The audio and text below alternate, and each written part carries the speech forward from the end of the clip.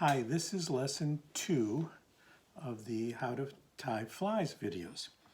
One of the things I told you is that on occasion, depending upon the weather and how much the wood is drying, that this will get kind of sloppy. And so all you have to do is put a piece of tape on it and it'll get nice and snug. I'll show you what to do. You just take a little piece of Scotch tape, just put it around the end, just once or twice, depending upon what you feel is good. See, this one's now it's sticking in there really nice and strong. You don't want it to turn around at all. So the next step is we're going to look in our kit, and we're going to find one of the small hooks. There you go. And they can be small and they can get lost. And some of you have magnets on your thing and some of them don't. So once you have your hook, your small hook, there's some big hooks, small hooks. Now remember, hooks are sharp so you don't get stuck.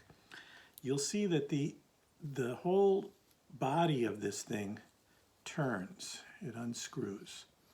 So what you're going to do is you're going to stick your hook in, and you see the angle that I'm putting it at? See that angle? So I'm going to stick it in there, and this part's a little tricky. You're going to hold the hook and the end and turn the body until it starts to tighten.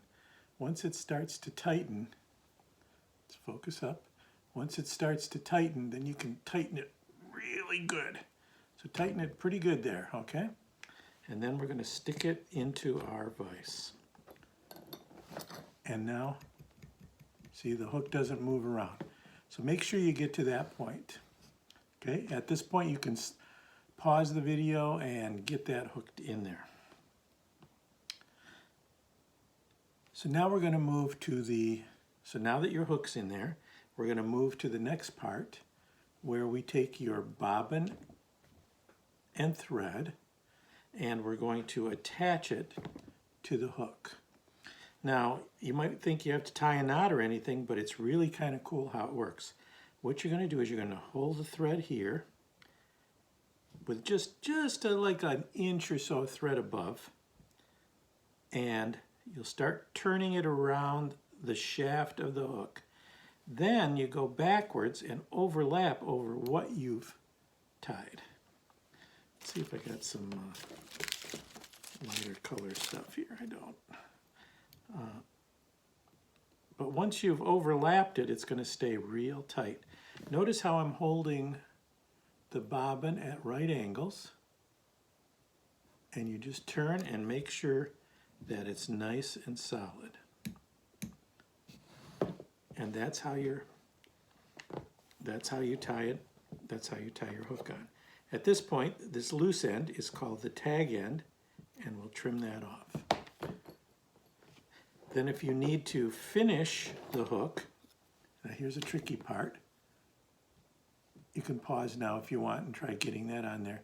This is the knot tying tool. See how one end of it is pointed and the other end is flat? You'll use the pointed part. And what you'll do is you'll take your straw, push it down. See how the line is running this way? You push it down on the line, loop it towards the vise, bring the end over, and slide it over. And that makes a knot. So you can do that a couple times. Push down, over towards the pointed end, put the pointed end on the hook, and slide it on. I'm going to do that one more time. Take the line, wrap it around towards the pointed end, bring it over, put it on top of the hook, and slide it down. And now that hook, that string is on there good and tight. And that's the tools that you're going to be using. We have the scissors, we have the knot tying tool, we have your bobbin threader, we have your vise, and we have the bobbin and thread. At the end, when you're all done, just take your scissor, trim that off, put your bobbin back in there, put your scissor in there, and you're all set to go.